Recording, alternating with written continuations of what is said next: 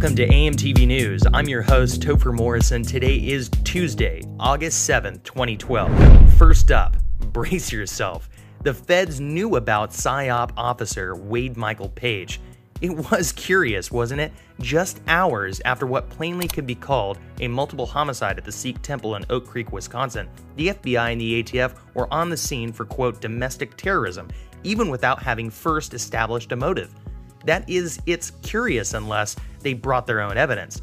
They knew who this decorated former Army psychological operations officer turned white supremacist was, and possibly his 3 reported accomplices. Now, we not only have drones, surveillance blimps, and military hardware coming home from some foreign battlefield, we can also enjoy the human baggage courtesy of the military-industrial complex. To top it all off, we have to be told by President Barack Obama some, quote, soul-searching is in order. Really? So says the world's most powerful commander-in-chief?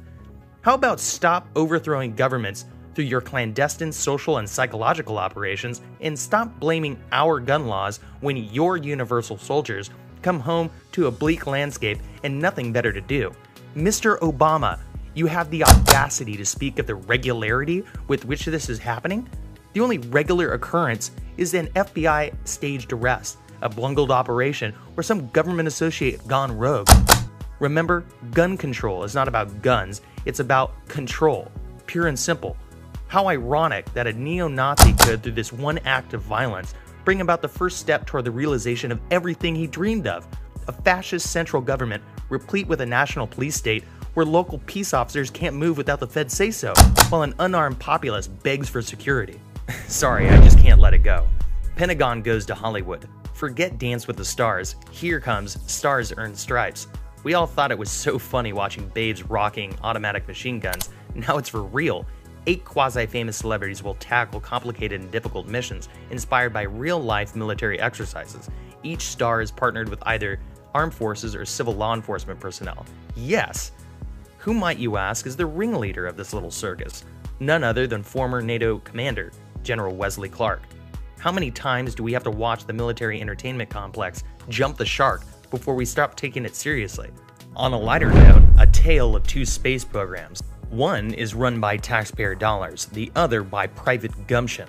NASA just successfully landed the world's first full-fledged nuclear power mobile science lab called Curiosity on Mars. It is the first astrobiology mission since the 1970s Viking lander sent back our first pictures of the red planet. And well, things look pretty much the same on Mars. And at NASA, aside from the new robot and of course the $2.5 billion price tag.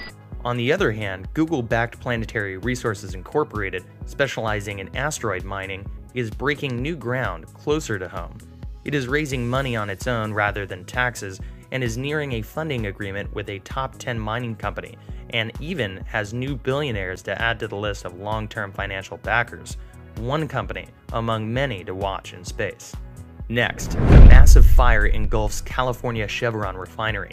It's the biggest oil refinery in California, able to process up to 240,000 barrels of oil per day, and it's belching smoke all over Richmond, California, or at least it was.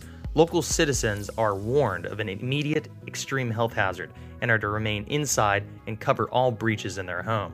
The fire looks contained, but it is not out. Should the refinery remain inoperable, it will have significant effects on West Coast gas prices. Next, rice to the rescue.